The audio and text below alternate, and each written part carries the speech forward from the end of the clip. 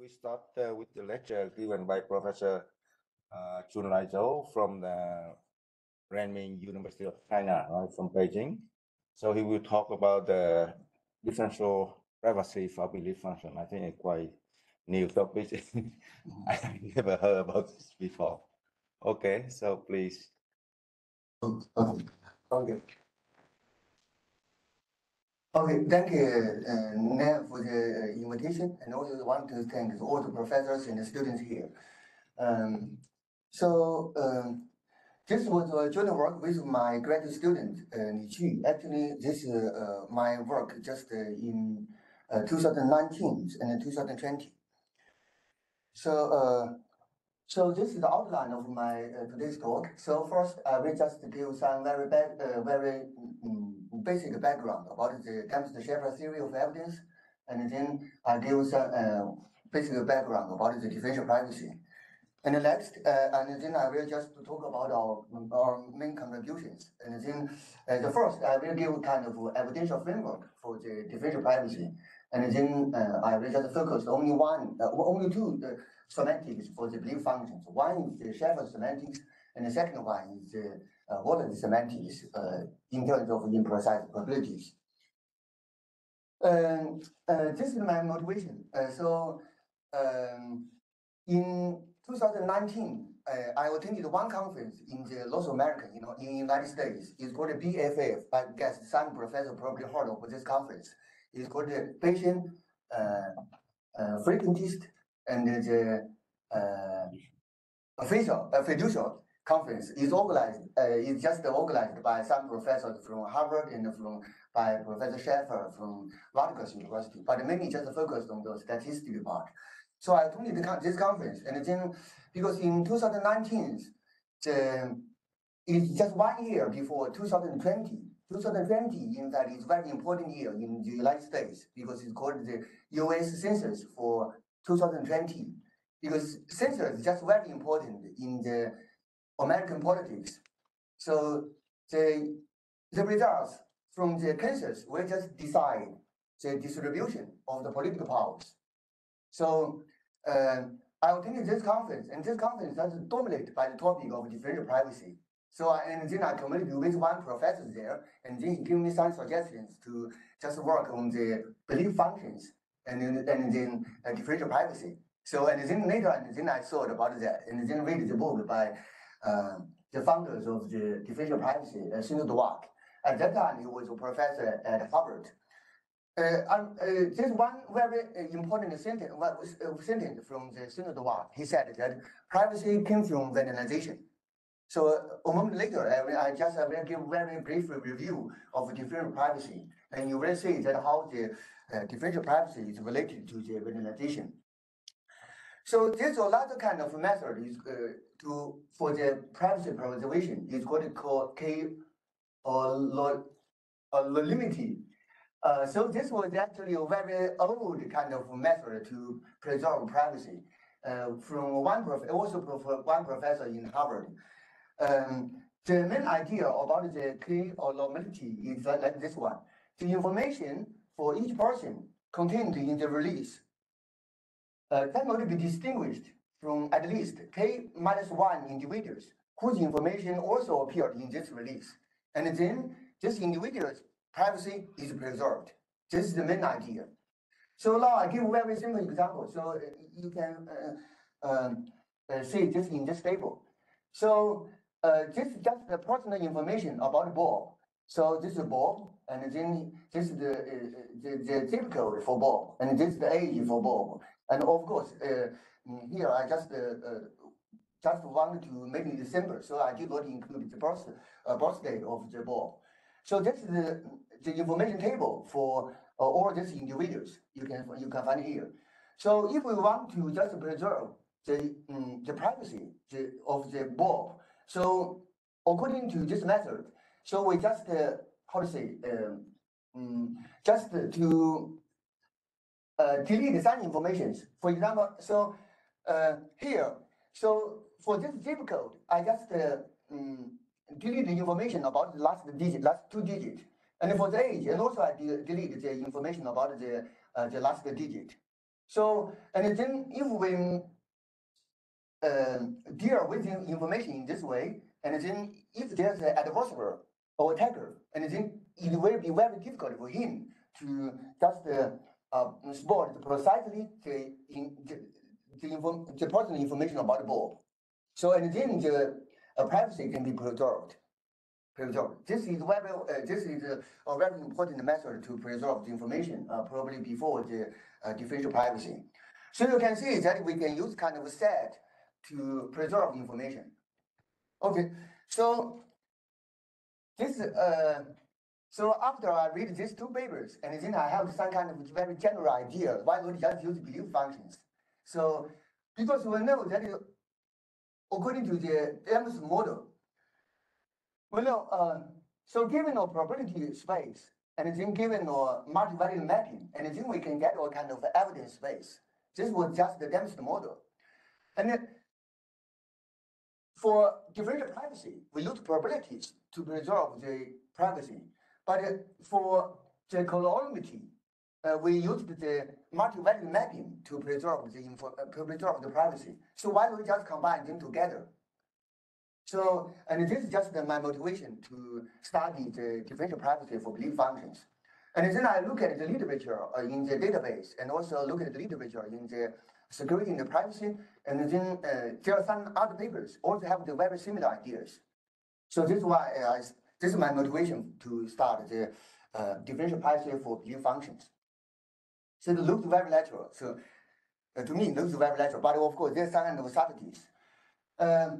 I have to just mention that the imprecision here, I don't know much about the other kind of forms of imprecision. So after yesterday's talk by, and another talk about the inconsistency and conflict, and then I know there are other forms of imprecisions, but here I just have a very raw form of the imprecision. So I want to know that if we want to add the differential privacy and the colorability together, and what kind of results, benefits that we can get from the imprecision. So at first, I will just give a very brief introduction to belief functions. Actually, yesterday's several other lectures also give the introduction about belief functions. I give a very brief introduction. So let omega be our frame of discernment, and let A be the power set of the events. And then our math assignment, or math function, is just a mapping from the power set to the interval between 0 and 1, and then if we sum the mass of all the subsets together, and then we get 1. So our function is called normal if we assume that the mass at the empty set is equal to 0. So in my talk, I assume that all the math functions are just normal. Our belief function is a function satisfies the following three conditions. This was just a generalization of the Kolmogov's axiomatization for probability functions. So the first two just look very, it's just very simple. The belief that its empty set is equal to 0, and belief at the whole set is equal to 1. And the second one, the third one is just a generalization of the Kolmogov, the inclusion-exclusions axioms. So this is a well-known axiom. So this is very just a lot of equivalent, just representation of the belief functions. Or mapping F is called a belief function if only if its Mobius transform is a math assignment. So this is just the kind of equivalence mapping. So yesterday the other lectures actually just mentioned this two equivalence, so I just skip this part. So there are other forms of other equivalent forms to represent the belief functions. There's another one is called the plausibility function. Plausibility function is just the dual form of the belief functions. So the plausibility of A just equal to the minus 1 minus the beliefs of the complement of A. So belief at A, the measure of the degree in which the evidence support A, and the plausibility of A is just the upper bound on the degree of support that could be assigned to A if more specific information became available. So MA just measures the belief that an agent commits exactly to A. So not the total belief. the belief way. So also this is the difference between the belief function and the probability functions.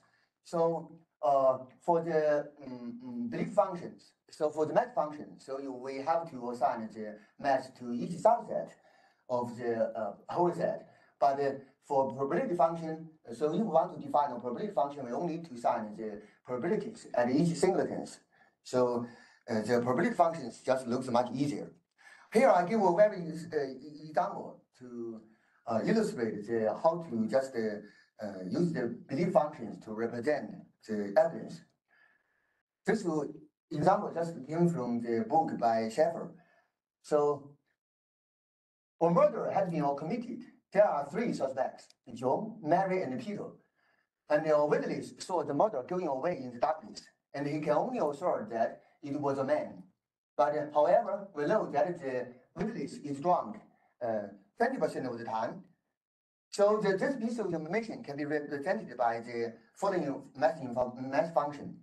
So the mass at this subset is equal to the 0.8, and the mass the whole set is equal to the 0.2, because when the witness is just drunk, he could not distinguish among the suspects. So we have to assign the 0.2 to the whole set, so omega.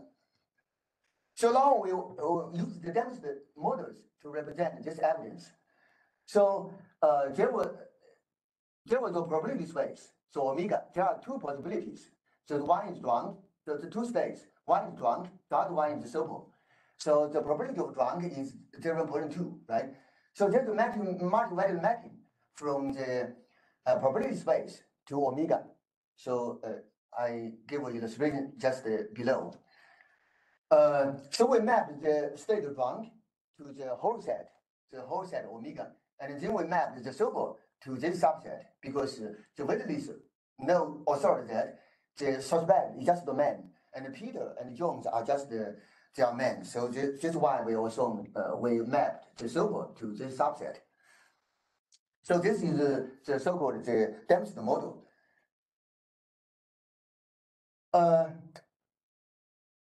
For the belief function, I just give a very brief introduction. This is all we need. Okay, so now I just give a very brief introduction about the differential privacy. As I mentioned a moment ago, the US census is just very important in the United States, because it's just related to the distribution of political powers. So the consensus just for every 10 years in 2019.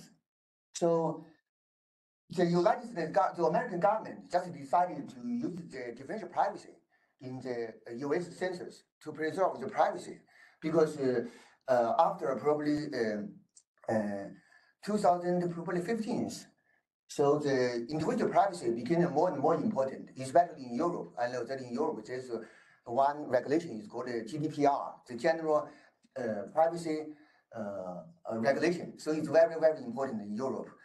So in the United States, also they want to preserve the privacy in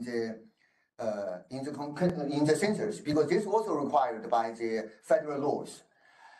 So, but these two tasks just looks just impossible. So on one side, so according to the United States government, they have to conduct this kind of census every 10 years. For every 10 years, they have to do this kind of consensus to get information, so to get kind of statistics about the United States population, and then they decide to distribute the political power among the states, and the state just distribute political power among the counties according to this U.S. consensus. So, but on the other side, according to the new laws, so new laws, just new federal laws, they have to preserve the individual privacy. So, new privacy. So, but they are just at different levels. So for the census, they only need to know the population level. But for individuals, we don't want to other people to know that the incomes of my family. I don't want to know incomes of me that I learned from the schools. So And then they have to balance these two goals. How to can combine these two goals? These two goals just looks impossible. That's look impossible because on one side the government wants to get the information, but on the other side the individuals don't want to disclose the information. So we have to just combine them together. There's one very important law. It's called the fundamental law of information reconstruction. It said that overly accurate estimate, too many statistics is just non-private. So it means that if you want to get a perfect privacy and get the perfect utilities, it just looks impossible. So we have to find a kind of trade-off, kind of trade-off. So now I want to make this a little bit more precise. This is just one example established by these two professors in 2003. So they constructed or they performed a kind of reconstruction attack.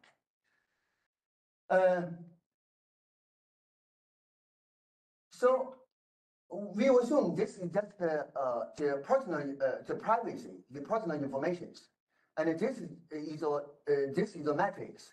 So this is some statistics. So I just represent this kind of population statistics in terms of this multiplication of matrix. We assume that this column is private, but this matrix is public. So and then we do some queries over the database, and then we get some kind of statistics. So, but we want to preserve the privacy. And then according to this theorem, so it says that it is impossible to just preserve the privacy and also want to get the two accurate statistics together. So according to this theorem, it says that if all queries or statistics have ever at least, let's see, let's look at maybe the last one. So if all the statistics that are accurate to within the 1% and then we can recover the secret vectors here, which is correct for at least 95% of the population. So it means that if we want to get too many statistics and want the statistics to be very accurate, and then we can recover the secret informations of almost the whole secret informations. So it means that for these two goals, we have to sacrifice one of them. So we have to find the kind of balance. This is the kind of boundary, this kind of limitations of the privacy, the data analysis. Okay. Here I just give an illustration. What is differential privacy? I'll give you one example. So for the Bureau of the Transportation, for example, for the Beijing city, so the only information that the bureaus want to know is just the traffic of the different time periods in Beijing city, right? But and then he put a camera over some kind of flyover, some kind of bridge, to get information about the traffic.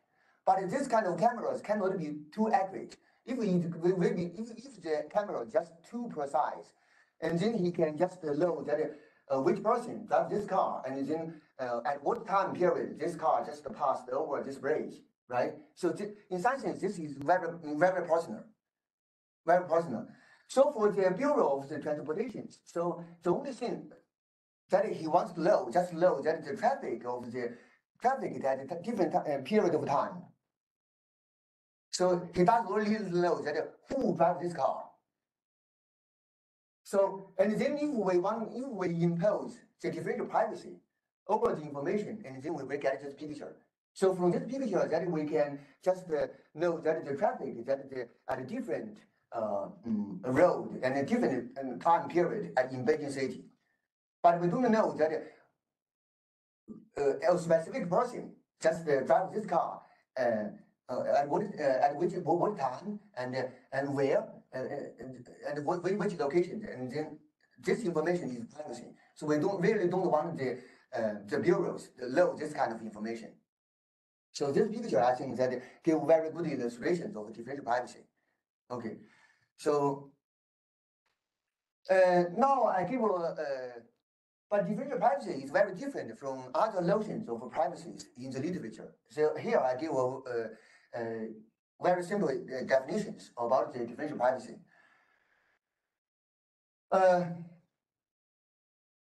There are two. This is a thought experiment. So assume there's a database, there's a data set. This data set consists of these individuals. There's a larger data set consists of these individuals. You can see that this two data set. This data set is just denoted by X. This data set is denoted by the X prime. So these two data sets are just very close to each other, very similar to each other. The only difference is that so we just replace one individual here by a larger individual. So these two data sets are called labeling. So if we want to do some kind of, if we want to get the one statistics about this data set, this population. So we impose some kind of randomized algorithm A on this statistical analysis, and we get your distribution AX over the outcomes, and then we use the same randomized algorithms on the other data set, and then we get your larger distributions over the outcomes. But these two outcomes just look very similar to each other. Here I give an illustration of these two distributions. So the x-axis is just about the outcomes, and the y-axis is just about the probabilities. So you can see that these two distributions just look very similar to each other. So if this one attacker, if the attacker just observed the one outcome, and then, but since these two distributions just look very similar to each other, the outcomes just have difficulty to distinguish them. So since the attacker just have difficulty to distinguish these two distributions, and then he has difficulty to distinguish whether this specific person is just within the data set or not. And then this person's privacy is preserved. So this is the intuition about the differential privacy.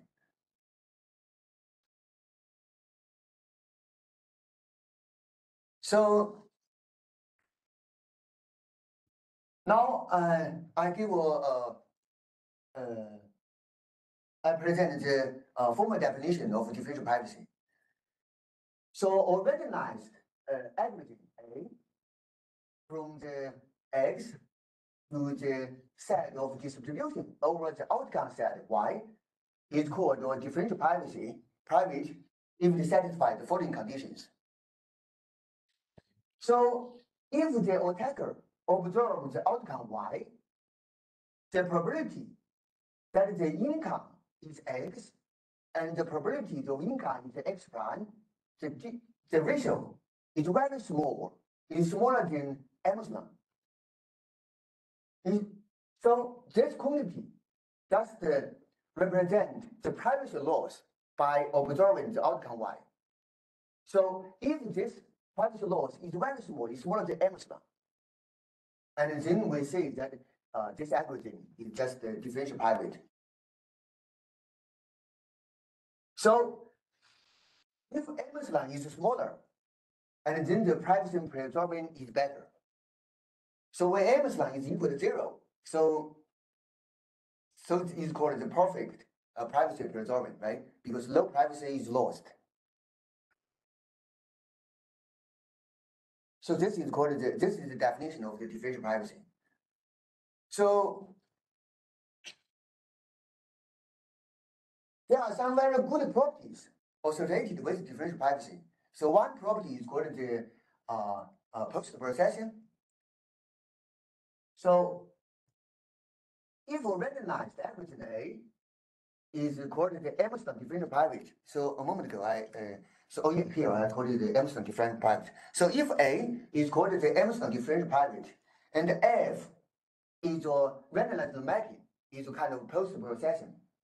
And then if we compose these two together, and then we can show that the composition is also the Emerson differential private. It means that if, for example, so if for the data from the US consensus 2020, so it's preserved by the differential privacy.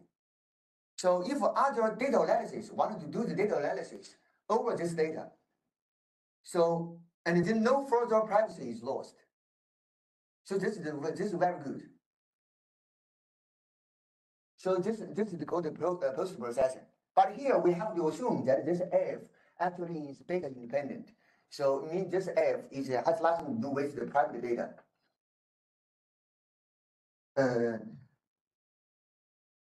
In the following, I just gave an illustration. So this is just, for example, this is just the data from the US census, and then we imposed the differential privacy to do the privacy preserving.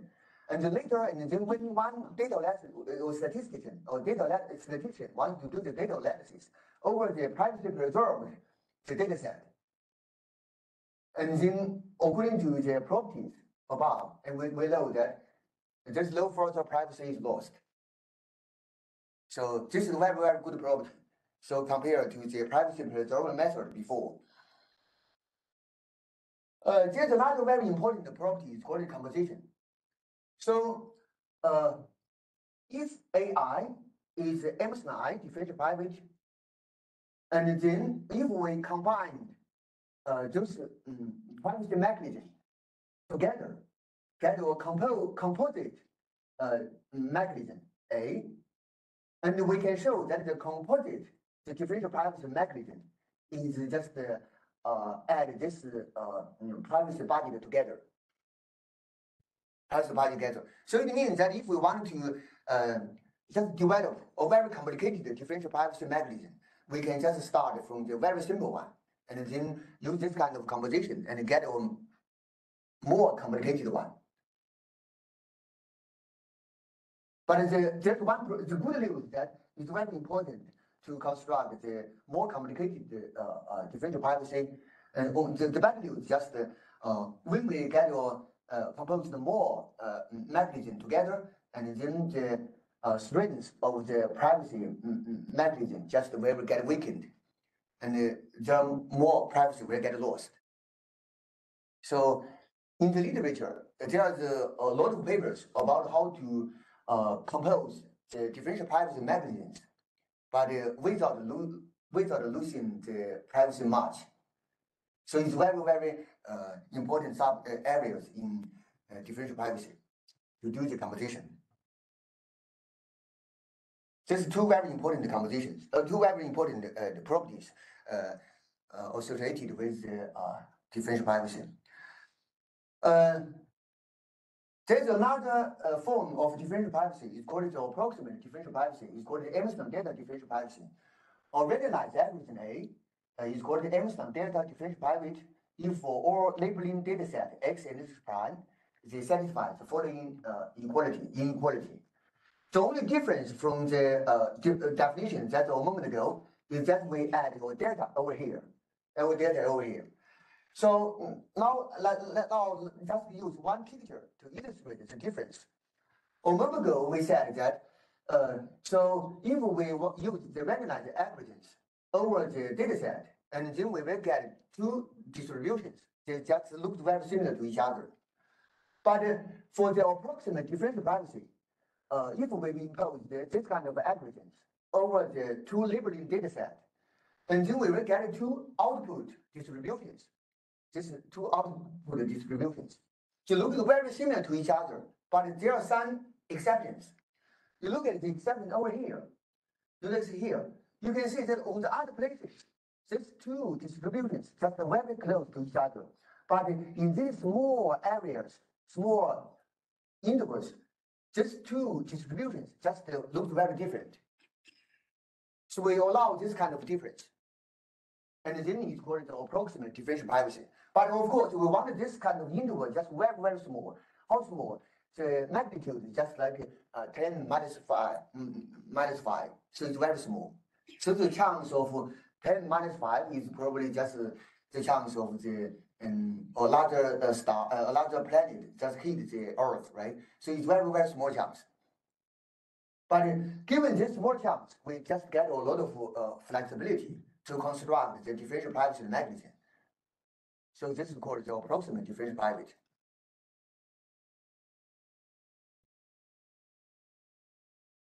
Now, I give you an example. This is actually simple, but it's very, very important examples about the differential privacy. It's called the Waller's vandalized mechanism, vandalized response mechanism.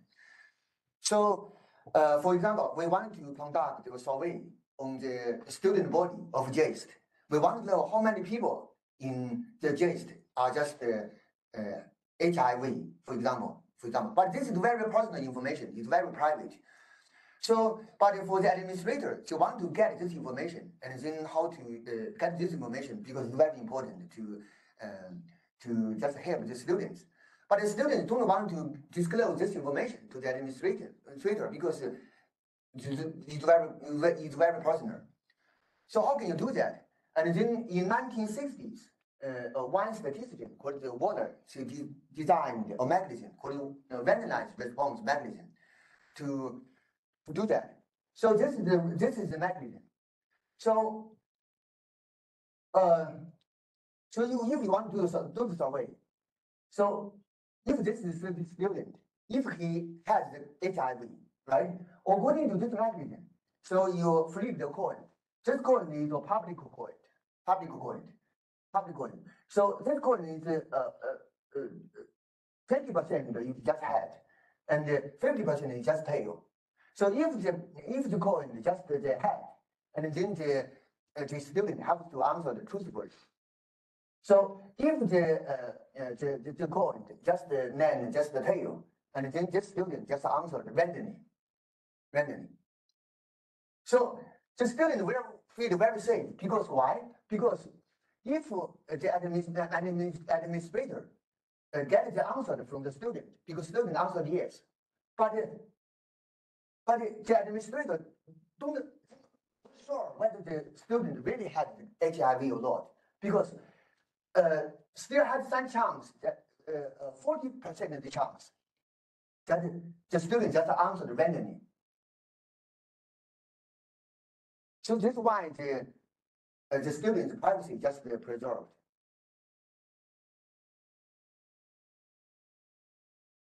So that's very similar. So if the student is just does not have the HIV, and then we just flip this public coin, and then the 20% of that landed head, and he answered truthfully, so he said no. But if the coin just landed the tail, and then he answered randomly. So similarly, so if the administrator just get the answer from the students, he is not sure whether the student just has the HIV or not. Because if he gets the answer no, he doesn't know came from here or came from here. He still has 40% chance that the student just answered randomly no. So, and then the student's privacy is preserved. This is called the vandalized response mechanism. So, like Google and like Apple, and also just use very similar the vandalized mechanisms just to preserve the privacy of the customers. So, this is very important to differential privacy preserved method.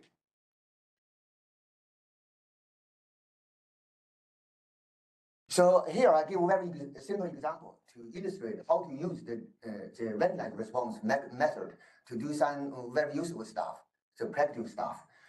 So we assume that the administrator of the JST want to guess the proportion of the proportion of the students of the HIV in JISC. So how can he do that? He do that. So we assume that the true property, true distribution of the student with the HIV is pi. So long we sample n individuals from this population and present them with the Waller's mechanism, and then ask them to follow the Waller's mechanism to answer, to preserve their privacy. And then we collect the loyalty response from these students and then do the data analysis. And then we can show that we can just use the distribution assimilation method, and then we can get an unbiased estimation of the pi. And we can compute the variance of this assimilation. This is the formula. This formula. We can just show that there is a kind of trade-off between the privacy and the variance. The variance.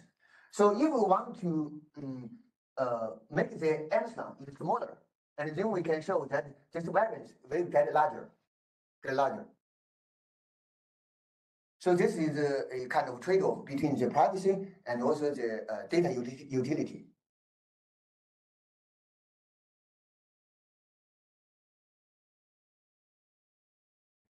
There's another kind of perspective on differential privacy. It's called mainly from the statistics. So the left side is just the original definition of differential privacy. The original definition of the privacy. So just based on the worst case likelihood ratio. And also there's a requirement that the privacy laws just within epsilon. There's a lot of perspective. This is a lot of perspective about the differential privacy, mainly from the from statistical part. So we can just measure the trade-off between the privacy and the utility, just in terms of type 1 and type 2 errors. Because in statistics, when they want to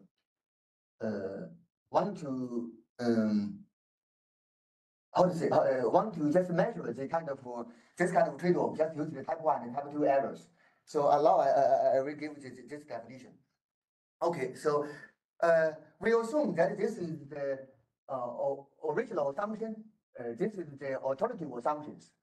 So we give a rejection rule phi is a function from the x to the interval between 0 and 1, and then below this one, this expectation of the phi with respect to p.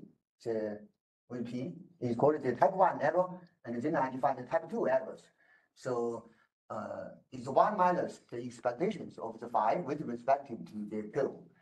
Okay, so for two distributions, two probability distributions, I define the trade-off between them. So if we just require that the type 1 error is just smaller than alpha, and want to know that the what is the minimum of the type 2 error. So this kind of, so you can find that this TPQ just define one function from alpha to the interval between 0 and 1. This is called a trade-off function. So this kind of trade-off just is kind of trade-off between type 1 and type 2 errors. So this trade-off function satisfies some very important statistical properties, just like the following one. So the Learson-Persson lemma. So Learson-Persson lemma tells us that this informant can be obtained. So, and also this function just has some very nice mathematical properties. It's convex and continuous, and it satisfies some other mathematical properties. So now we use the type 1 and the type 2 errors to define the differential privacy. So we call recognized everything M is said to be F differential privacy. So this definition, if the trade-off functions is bigger than F, for all labeling data set. So in the following, I just give the illustration. So we assume that there are two data sets. The only difference between these two data sets that in data set S, Alice is present in this data set, but in this data set, the Alice is just absent. This is the only difference. So now we impose a randomized mechanism on this data set, and then we will get a distribution over the output set. And the attacker try to distinguish these two. So if this attacker is a statistician, and then because statisticians wanted to distinguish two distributions, they use the type 1 error and the type 2 errors. So this definition just represent the difficulty of this attacker to distinguish these two distributions. Okay, since this kind of definition is called the AF differential privacy, just came from two Chinese statisticians at UPenn.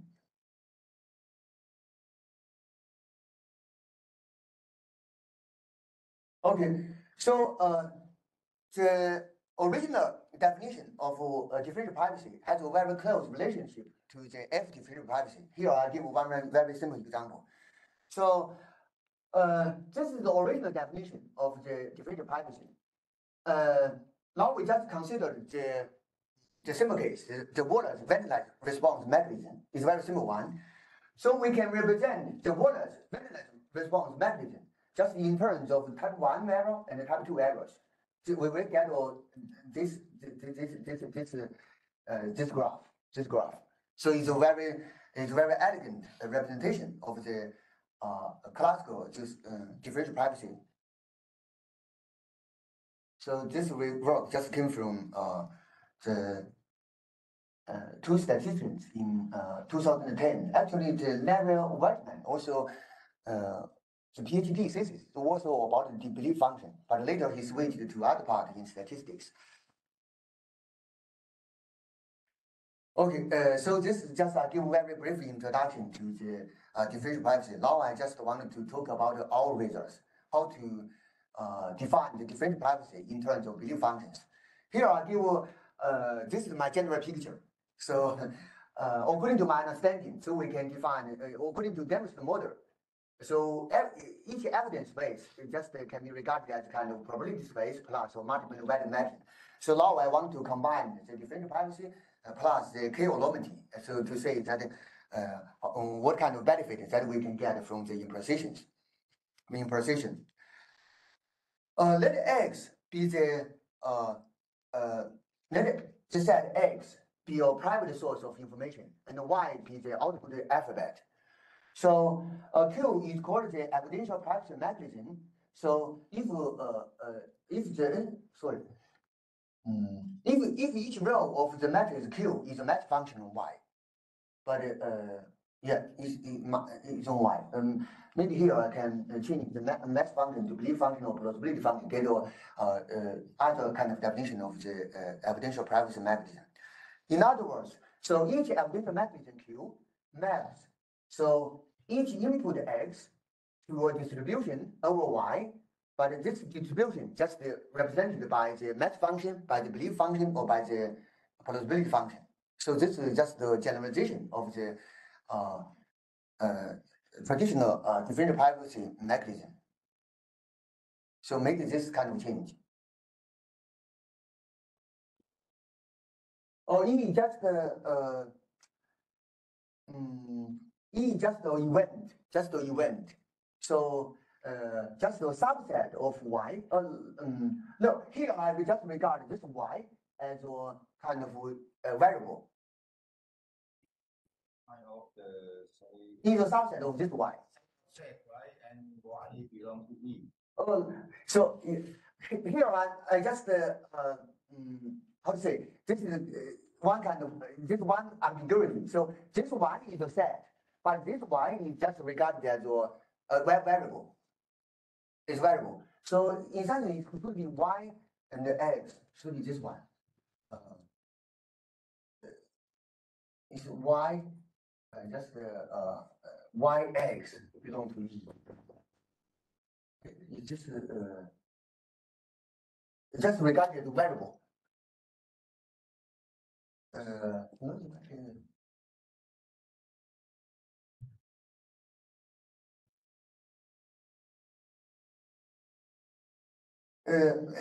Just like this one. So now I just write the map because I'm not very good at the latex. So so I a little bit lazy. So I really should write down the matrix. So this is the input. This is xe or x1, xn. This is y1 and yk. Oh no, just y1 and yk. This is power set. So y1, yk, and then y1, yk. This is y.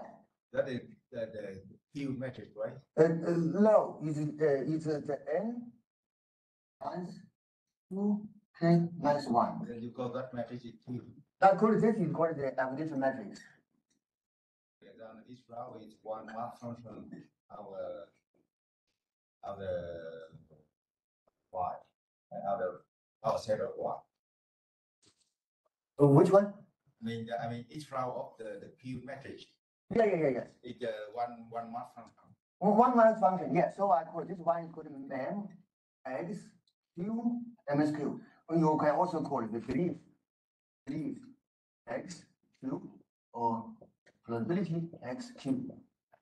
So this is x1, this is xn q.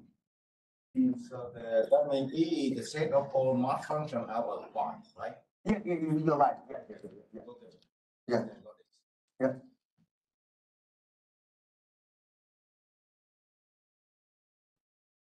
So any other questions? Okay. In order to just give a framework, so I have to use the total belief function, total belief theorem. We call it total belief theorem, and later I found that it was actually the SMAS, the generalized Bayesian theorem. So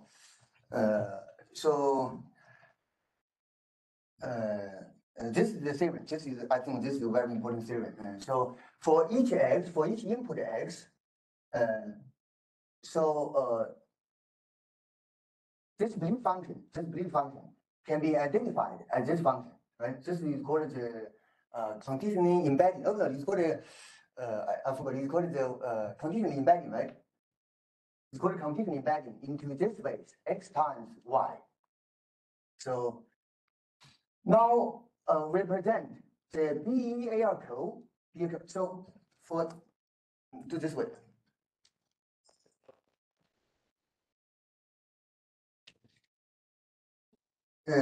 Each of them actually is a belief function over y. So now I just do the continually embedding to get a function. I forgot the notation, sorry. So it should be x q, and then this one, y. So now, and then we do the Dempster rules combination, combine all these belief functions together. I call this one to be belief Q. So you just belief Q to represent this matrix. So that's what Prakash called the conditional BPA, right? The bell Q. To me, it looks like the same thing as what Prakash called the conditional BPA. Conditional embedding, you put conditional embedding. Yeah, each of them, and then you combine Dempster's rule, so you get for each of the conditional X. Yeah, is that right? Yeah. So this was originally proved by, I think it's originally proved by Smith. Yeah. It's called the generalized Bayesian theory. In, I think, 1994. Before, actually. Even before. But it was published in 1994. Yeah. So, but later I don't know. I think Fabi Kozunin asked me this kind of question, and then we worked one paper together. But later I found that this was actually was proved by Smith many years ago. In his PhD thesis, I think 1978. Okay. Okay. But yeah, and also some other professors in Xi'an also proved very similar stuff, very similar results. But I don't know whether they realized the Smith PhD thesis or not. But we didn't realize at that time because I just followed the Fabio Cazzolin's problem, try to solve his problem. But then later, and then I realized that it was actually this result appeared before. Okay, so we can get a very elegant. We just use this belief function. We can represent the whole matrix, the whole matrix. And then if we assume that that's prior, if we assume that's prior, the sorry, here is very into math. Really, I should use belief, but they are equivalent. Here I use the M, but actually really you should use BEL. So this is, I assume that's a prior math function. And then we use Dempster rules to combine the prior with this BELQ. And then we will get this math function. This is called total mass. Okay, so I write here. So we assume that if we assume that there is a prior, right, we call it the BELX. And then we do the Dempster rules combination, combine together, and then we get the BEL or BLX times Y. This is called total belief. This is called total belief. And this total belief has several very interesting problems. So one is like this one. So the marginal of the total belief function on X is just the prior belief function on X. And also the conditional total belief functions on individual input, just the original one, the BXQ.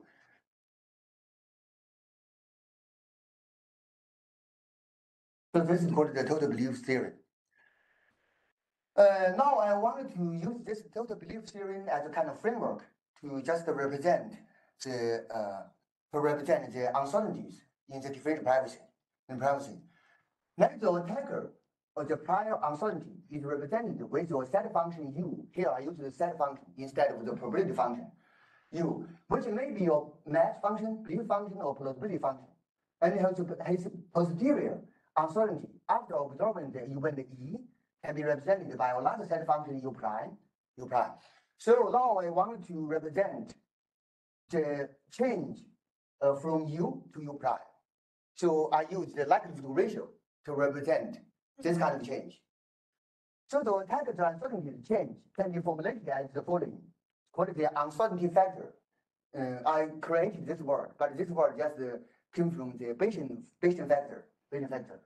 So for any two input X and prime, so we just take this ratio, and this ratio can be mapped, can represent the change from the prior to the posterior. I call this one called the uncertainty factor. So the only difference is here. For the Bayesian factor, this is X, this is just the complement of X. This is X, this complement X is called the Bayesian factor. But here I just change a little bit because since we want to work on the set function. So this X, because X and then complement X does not make much sense here. So I just use X and X prime.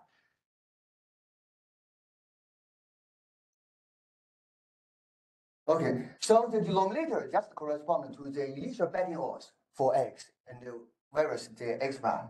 And the denominator just the betting odds afterwards. So now we just take the ratio and map the change. It represents the change. So if we have this kind of framework, and then we can just give a definition of the differential privacy in terms of belief functions.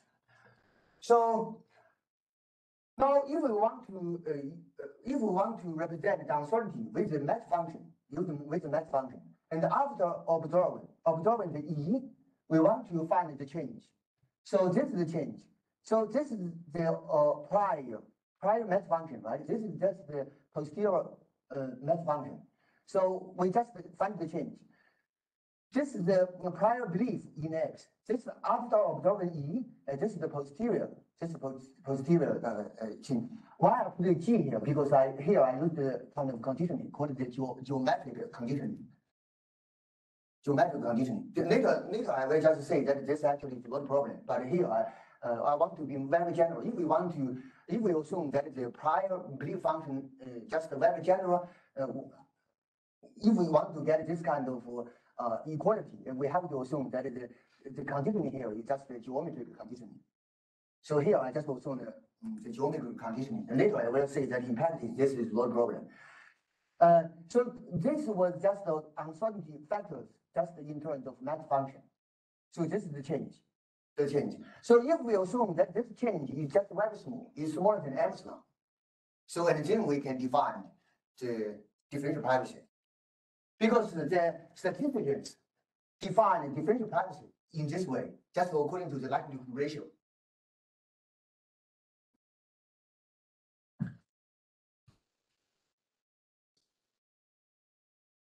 Likelihood ratio, yeah. So,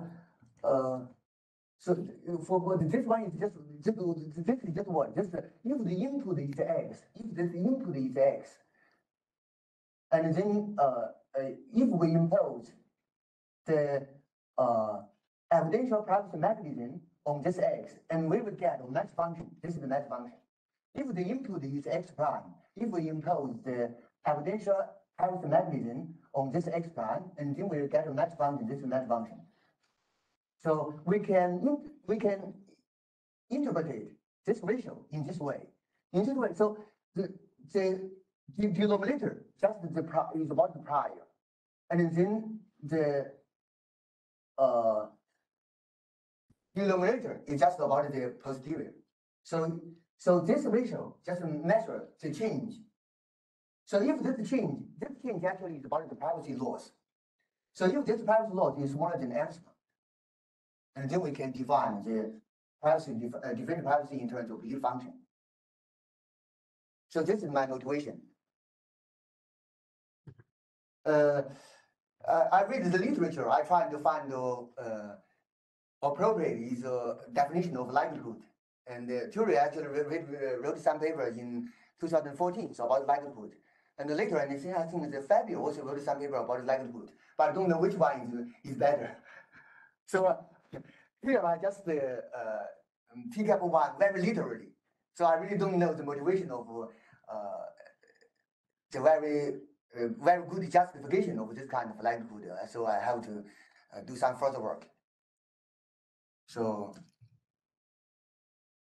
okay, so if we assume that the prior is your patient, if the prior is patient, there's no problem. And then the conditioning here, the geometric conditioning here is just equivalent to Dempster's conditioning. So we can show that all other conditionings just can be represented just in terms of the Dempster's conditioning. So we don't need the geometric conditioning at all. So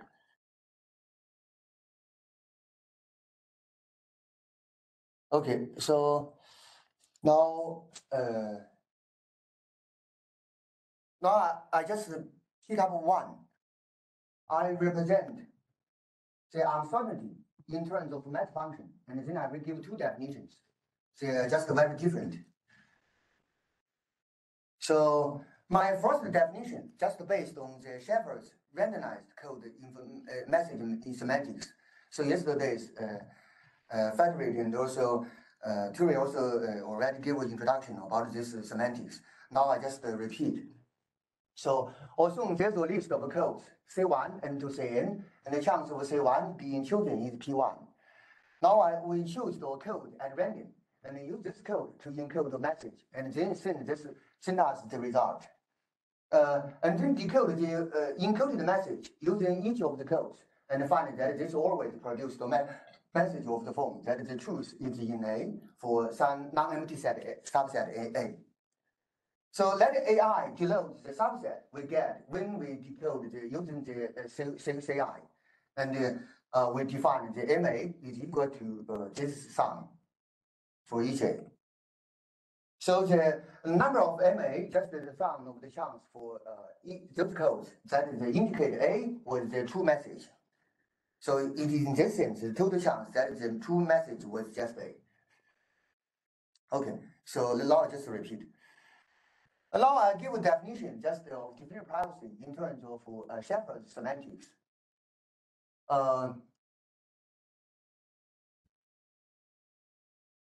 For any two input x is prime.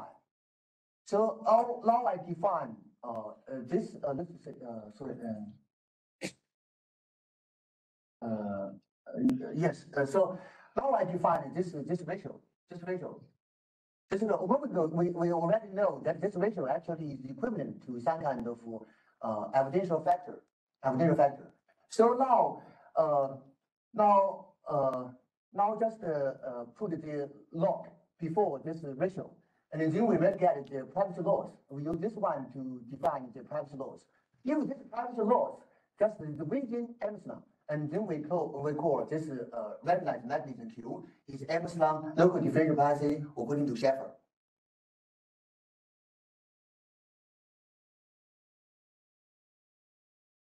So, and then we call it the epsilon SQ. This one is called the privacy loss of Q according to Shafer, and the epsilon is the privacy budget. Okay, this is just one definition. For this definition, we also have some very light properties about the composition and about the processing, post-processing. Sorry, so here I really should put post-processing. So if we have several building blocks for designing differential privacy algorithms, it's very important to understand that we can combine those simple differential privacy algorithms together and to design more sophisticated algorithms. So the first lemma is like this one. If Q1 is just the epsilon 1, local differential privacy according to Shafer, and Q2 is just epsilon 2, the local differential privacy according to Shafer, and then we'll combine them together. And then we get that this combined the differential privacy mechanism is just epsilon 1 plus epsilon 2 differential privacy. And the last one called the post-processing. So if Q is epsilon differential privacy according to Shafer, and then F actually is a randomized algorithm of doing the post-processing, which is very data independent. And then we combine and we will get a mechanism, which is also still the epsilon local differential privacy according to Shafer. So, so these two properties just hold for the local differential privacy according to Shafer. So, but here I think that for the composition we have need some kind of assumptions, just assumption about the cognitive independence, to show the composition. Here I'm a little bit sloppy, so I did not put the details here. So here we really need to impose some kind of the cognitive independence to show the composition. Okay, so moment ago I just mentioned that there's one definition of one framework for the local differential privacy. There's another kind of framework for the local differential privacy according to Shafer. It's called the hypothesis testing framework for the differential privacy.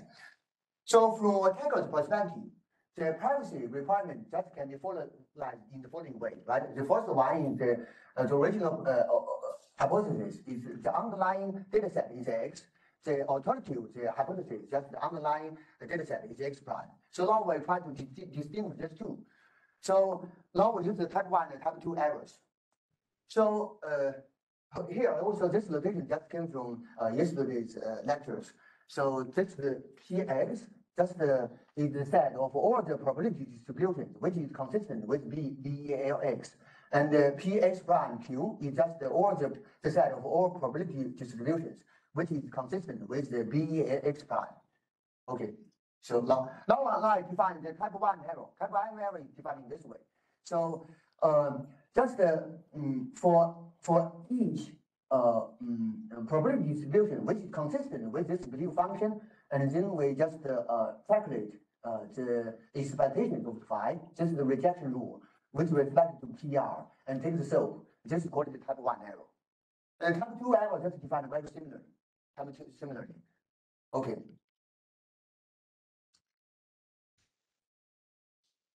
This is actually already a very well-known techniques just in the statistics. It's called the min-max test. Min-max test.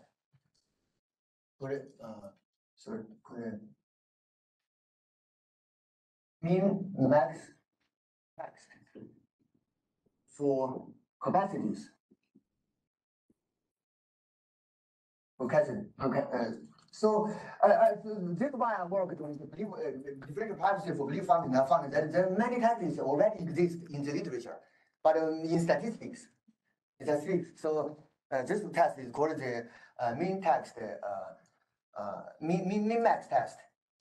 So now I showed the equivalence. So if Q is Emerson, the local differential privacy according to Shafer, but this is according to the original definition of differential privacy. Now I can use the type 1 and type 2 errors to just give an equivalent representation. So this is the equivalent definition. If the type 1 error it just belong to interval, and then type 2 error should belong to this interval. So here I give an illustration. So in the classic differential privacy, if you want to use the type 1 and type 2 error, you just get a one. This is called one. This is called what? One line. Yeah. But for the belief function, so if you want to use the type 1 error and type 2 error, you want to use to represent the trade-off. We have to use 2 lines. So one is this one, and this is the other one. So if the type 2 error is within this intervals, and then we can show that the type 2 error actually is in this interval. So this the blue lines actually represent the composition of the evidential mechanisms. So if we want to combine the 2 evidential mechanisms together, and then you want to use the type 2 and the type 2 errors to represent this evidential privacy mechanism, and then this is the blue line. So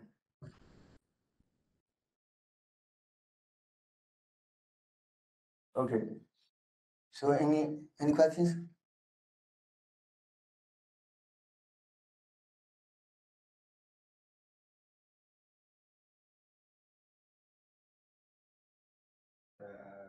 I just a little bit confused about the term. Yeah, which one? Differential privacy. Yeah. For belief function or the belief function for say for some mechanism. I mean the privacy preserving mechanism. Yes. Do you belief function for privacy preserving mechanism, right? Yeah. I just wondering about the title. I mean the name of the your. Oh. Yeah, you use the difference of privacy for belief function. That means we say someone is the evidence now, maybe it's function from someone. We want to keep the evidence privacy. I mean, not share with the third party or something. Yeah. So confusing about the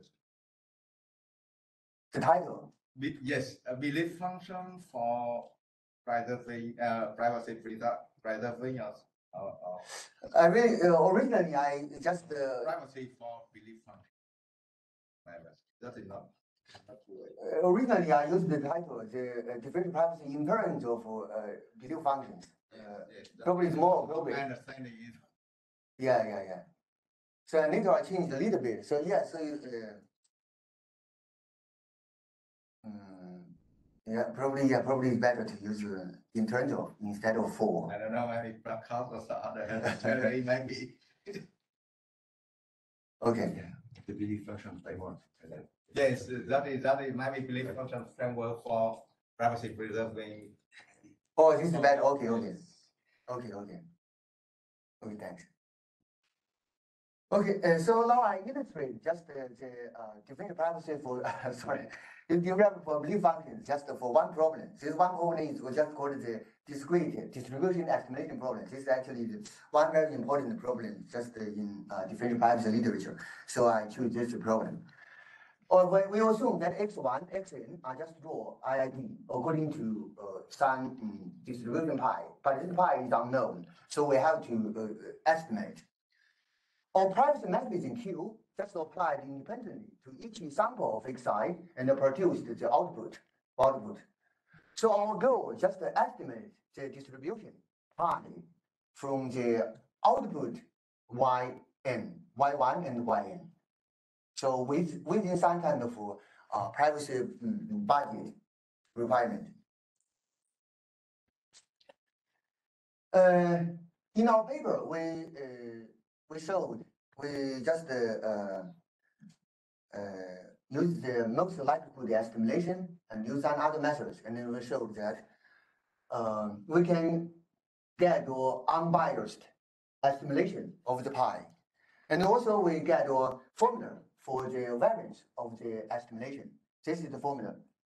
So now I draw the formula just in this picture. You can see this one.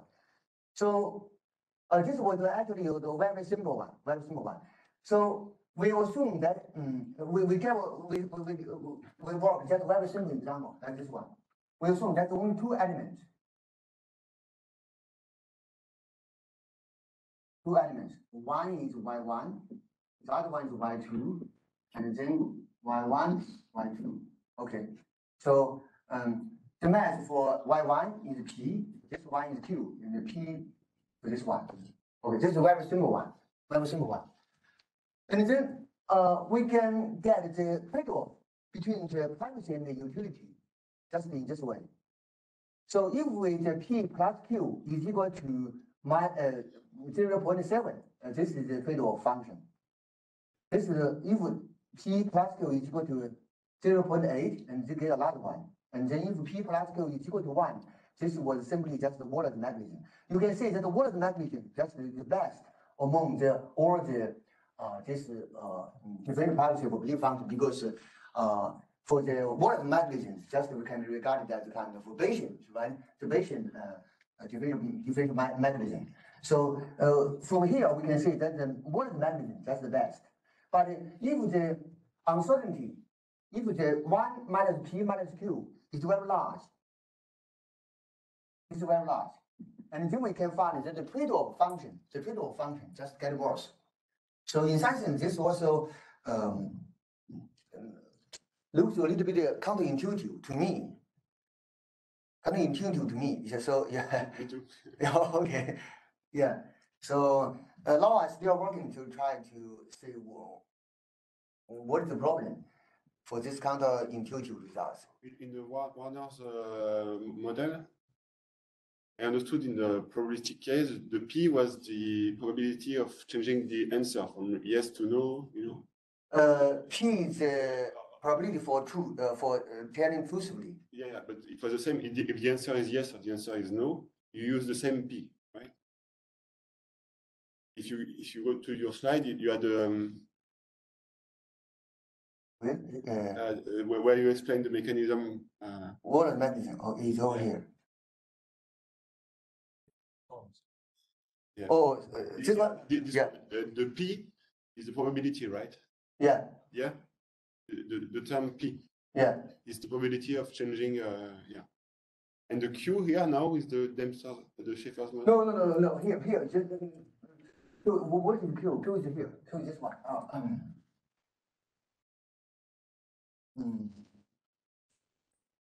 So this is the guy. This is 20%. Yeah. Yes. And then here is yes. No. So this is P. And then for one, this is Q. Okay.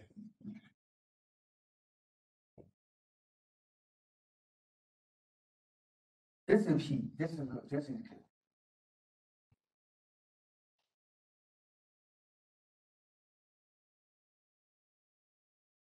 Yeah.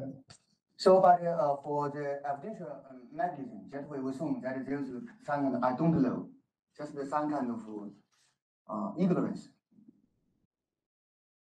This is 1 minus p minus q.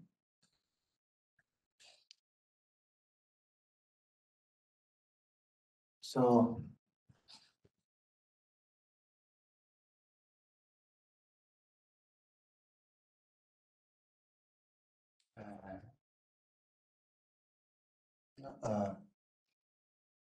any other questions? Okay, so I just continue.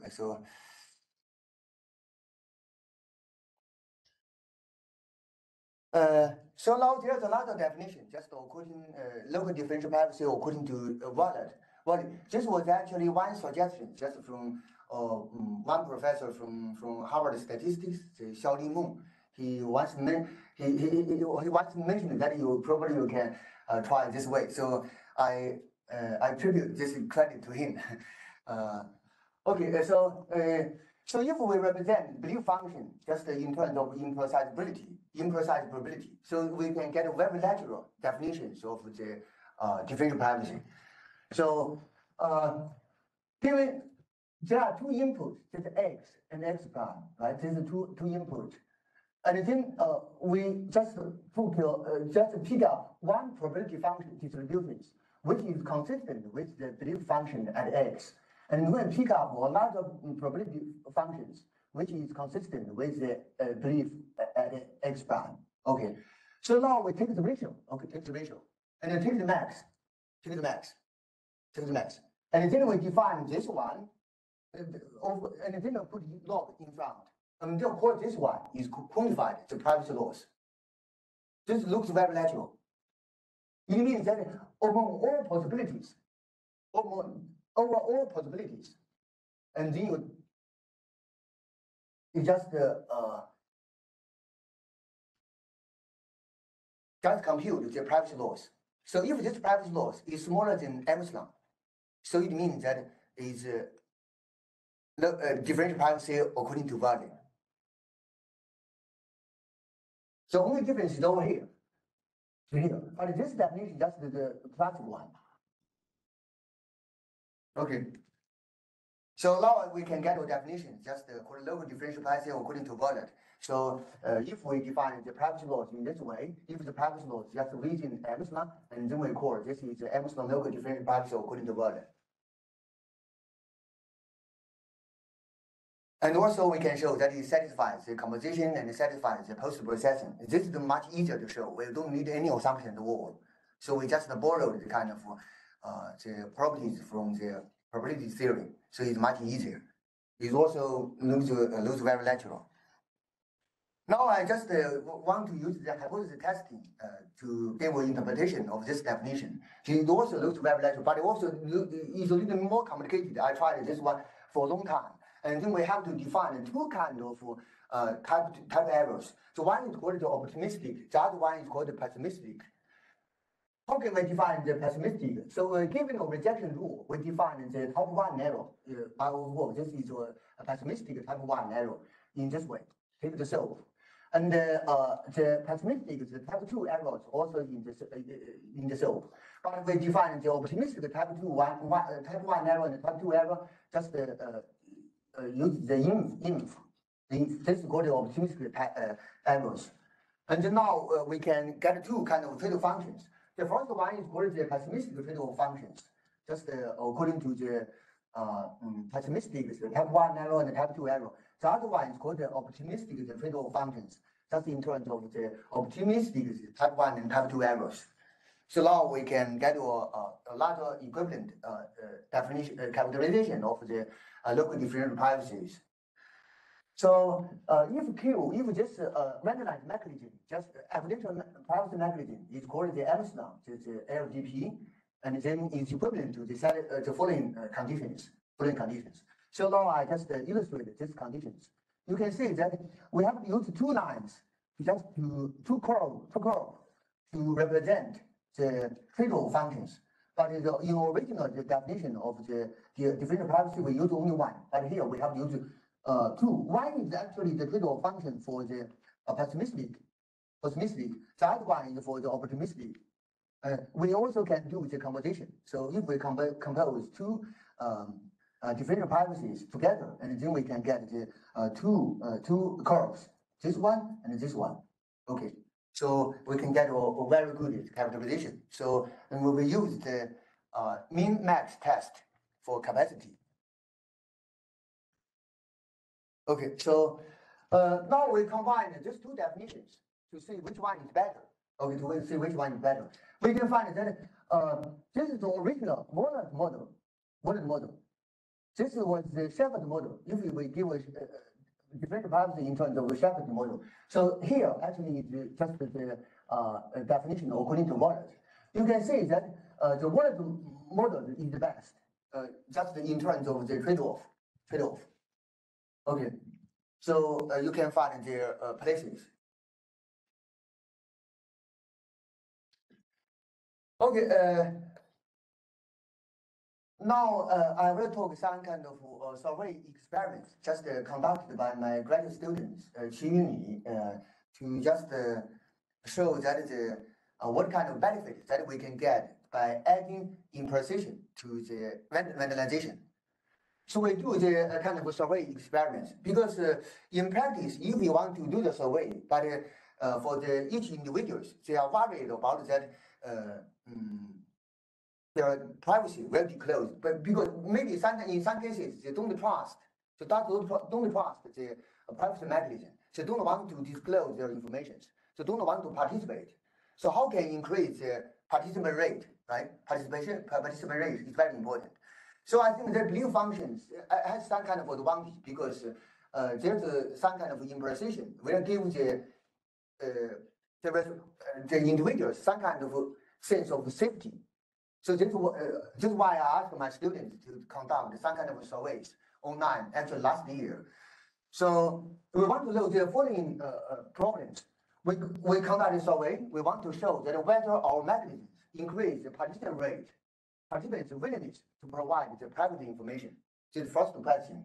The second one, we want to know that how our mechanism just increase the participation rate at different levels of the privacy degrees. So according to the original definition of differential privacy, the trade-off is between utility and the privacy. But in practice, so there was actually a trade-off between utility and the privacy plus participation.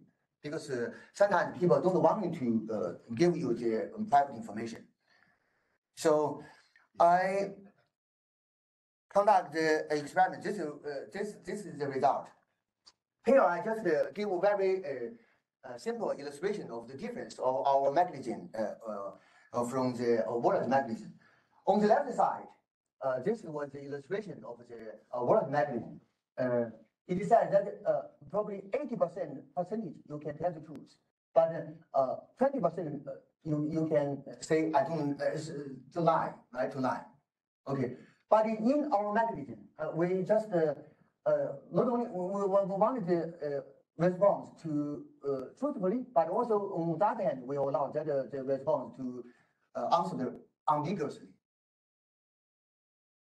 Just say I don't know. Okay, so there's a difference. So, but oh, sorry, here I use the Chinese. So this I don't know. Okay, this is the P, this is Q, this is the 1 minus P minus Q, just like this one.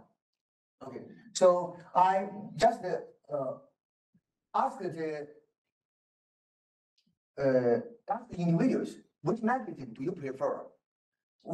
If these two mechanisms given to you, if you want to know whether you are have HIV or not, so for which one do you prefer to disclose your personal information? Okay, and then my students conducted this survey online, and they showed that you from this result you can say that this is our mechanism. This is one of the mechanisms. You can say that for our mechanisms, much more people want to give the personal information. For many reasons. The first, I think that probably one of the most important reasons that, especially for the college students, don't want to lie, right? So no one lie. So if there are two choices, so first one is that I lie. The second one that I say I don't know to preserve the information. Which one do you prefer? Of course, for the second one, because if we choose the second one, we say I don't know. There are two advantages, right? The first one we can preserve the privacy. The second one is just not unethical, because 10 line definitely is a bad thing, right? Lying definitely is bad. So for the second choice, and then you can avoid lying to people, right? So this is why I think this is the main reason that the people just prefer our mechanism to disclose information. But ultimately, you see that in fact, for the data utility, this mechanism is worse. But it has one advantage that more people will just disclose the private information. So now actually I'm doing the research. I'm trying to find that which one is still better. We have to just also find a lot of trade-off. The participation and also the data utility. So which one is better? So this, of course, there is also some other kind of research in the literature, just mainly from CHI, from the human personal interaction, and they have conducted many psychological experiments to just compare these two methods. We are just working on this. So, yeah. So this is some other results, experiment results from my student. He just compared the different levels of sensitivities, because in some cases, there are different levels of sensitivity, right? So one, for example, so the location that you visited today probably is also very sensitive, but it's not as sensitive as what your health record, right, or your income. So we conducted some experiment just to see what the difference of the two privacy mechanisms at different privacy levels, and this is the result. Okay. Okay. Time is just perfect. So. Okay. Okay, thank you very much. Okay, bye.